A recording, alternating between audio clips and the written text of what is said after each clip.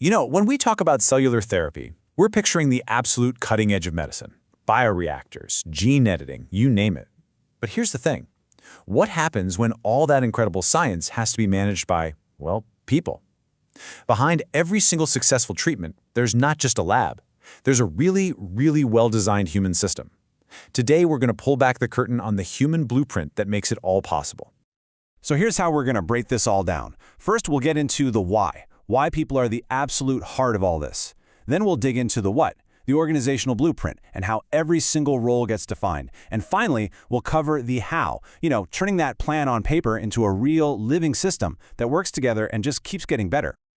Okay, so before we even touch an org chart or a job description, let's start with the big question. In a field that is so driven by technology, why on earth are we spending so much time talking about people? What makes the human element so critical? Let me ask you something.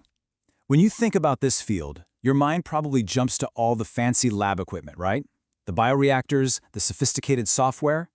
But what if I told you that the single most vital piece of technology in this whole process isn't a machine at all? Yep, it's the team. That's the big takeaway from our source material today. It's not the hardware, it's not the software. It's the incredibly coordinated, collaborative group of human experts. They are the engine that makes everything go, from the very first sample all the way to the patient. And listen, this isn't just some feel-good, motivational poster idea. It is a stone-cold practical reality. Cellular therapies are just so unique because you need so many different specialists. We're talking clinicians, lab techs, quality managers, the whole shebang, and they all have to work together in perfect harmony. Success isn't just about how smart one person is, it's all about how well everyone communicates and collaborates. All right, so if the team's the engine, you need a blueprint to build it, right? Well, that brings us to the organizational blueprint. This is the structure that actually makes all that teamwork and collaboration possible. Now, I know when you hear organizational structure, you probably picture some boring top-down chart. But it's way more helpful to think of it as a coordination system. Its whole job is to be the playbook that lets a group of really brilliant individuals combine all their skills to achieve a goal that, honestly, none of them could ever hit on their own. And that's where the good old org chart comes in. But it's so much more than a who's the boss diagram. A really good org chart is a map. It shows you how all the different parts of the machine connect, how work actually flows through the system, and, most importantly, it lays out the official lines for communication and authority. It shows you who talks to whom and where the buck stops. Now, this is a super important point. These charts are designed around the positions, the units, the roles, not the specific people currently in them. And why does that matter so much? Because it makes the system stable. It means the whole operation can keep running smoothly even as people come and go. The structure is the constant. Okay, so we've looked at the 30,000-foot view with the org chart. Now let's zoom all the way down to the individual level.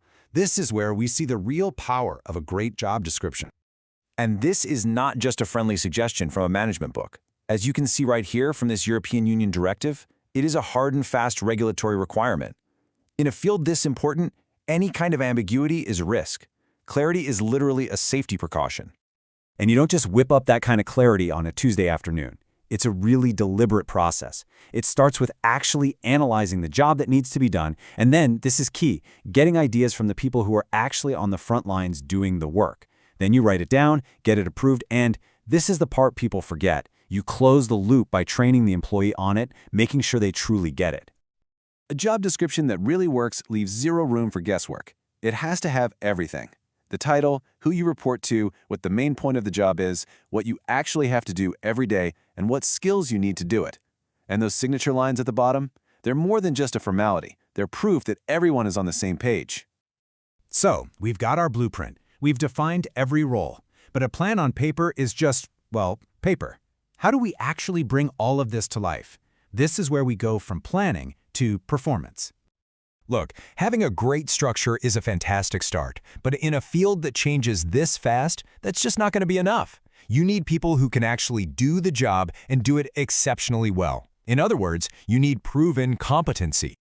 And competency isn't a one-time thing like a test you pass and you're done. It's a living, breathing cycle. It demands constant training to keep skills sharp And, this is huge, you have to measure and record those skills on a regular basis. This feedback loop isn't just about one person's performance, it's a report card on your entire training system. So what does measuring that actually look like? Well, this sample evaluation form is a pretty good example.